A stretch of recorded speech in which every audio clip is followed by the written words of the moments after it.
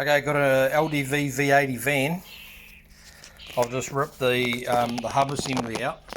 So if any of you guys want to know how to get these apart, there's basically, you've got to remove the wheel, so that's 5 studs. You've got to then remove the brake caliper assembly. There's 2 13mm bolts. Remove the brake caliper carrier. I think that's 17 or 19. I think that's these 2 coarse ones here. I think that's 18 actually.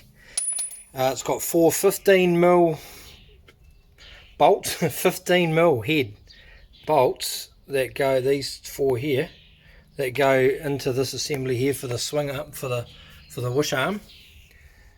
And then you've got the rear ball joint, and then you've got to take the brake disc off, and that's, you need an impact driver like that, and that's got a 17mm, oh sorry, a Phillips, there it is, a Phillips bolt that comes out, and then you tap the thing off. Then you need a 46mm single hex or double hex socket to get the axle nut off, and then you tap that out.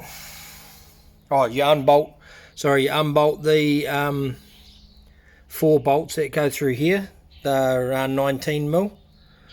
There's and those 4 bolts attached to, just one sec,